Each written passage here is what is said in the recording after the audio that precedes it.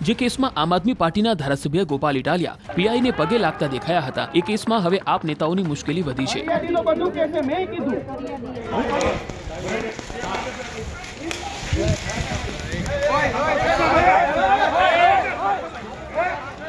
26 ડિસેમ્બરે વિસાવદરના માંડવડ મગફળી કેન્દ્ર પર બબાલ કરનારા જૂનાગઢ જિલ્લા આમ આદમી પાર્ટીના પ્રમુખ હરેશ સાવલિયાની હવે પાસા હેઠળ ધરપકડ થઈ।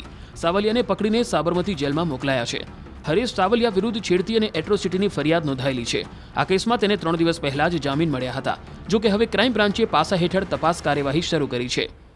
માંડવડ કેન્દ્ર પર ટેકાના ભાવે મગફળીની ખરીદી ચાલતી હતી, ત્યારે મગફળીનો તોલ કરતા શ્રમિકો દ્વારા ખેડૂતો પાસેથી રૂપિયા લેવાતા હોવાના આરોપ સાથે આપ નેતાઓએ ધમાલ કરી હતી। આરોપીઓએ શ્રમિકને માર મારી તેની પત્નીને ધક્કો માર્યો હતો અને અપશબ્દો બોલ્યા હોવાના આરોપ સાથે ગુનો દાખલ કરાયો હતો।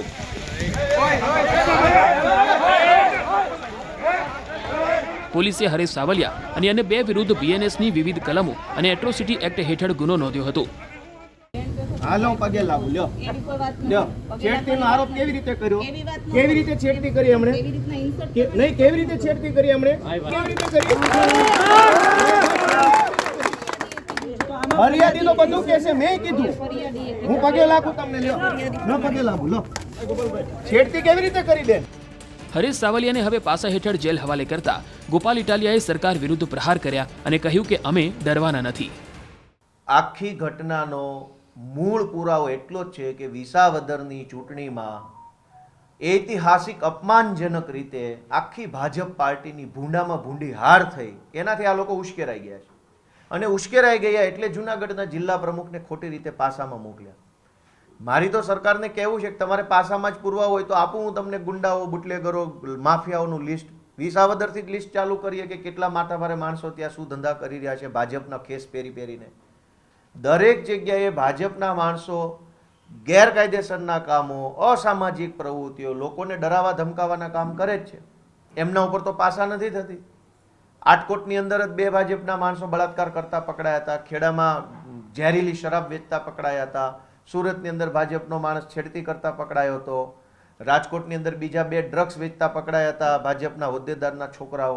કેમ એ કોઈ ઉપર પાસા ના થઈ?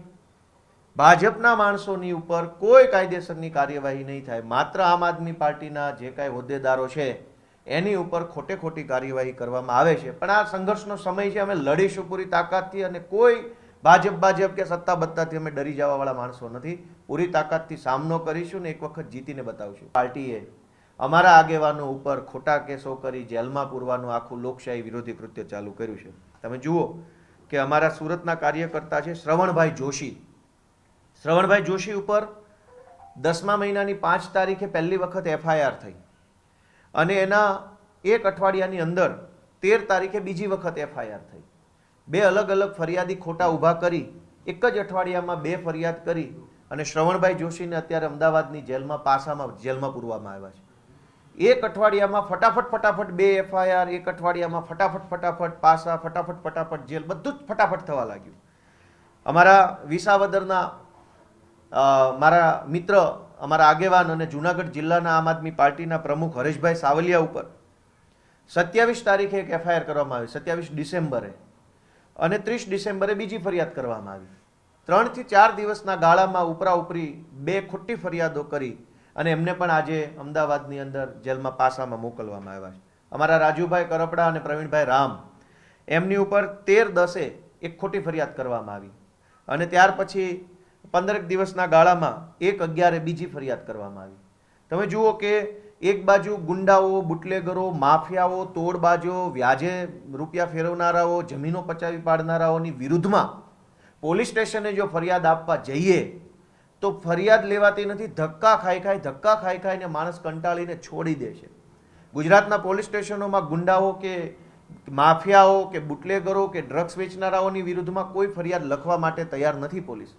પણ આમ આદમી પાર્ટીના નેતા હોય તો 3 દિવસમાં 2 ફરિયાદ, 2 દિવસમાં 2 ફરિયાદ, અઠવાડિયામાં 2 ફરિયાદ લખાઈ પણ જાય, એરેસ્ટ થઈ જાય, વોરંટ નીકળી જાય, રિમાન્ડ લેવાઈ જાય, પાસા બધું જ 15-20 દિવસમાં તો બધી જ કાર્યવાહી થઈ જાય છે।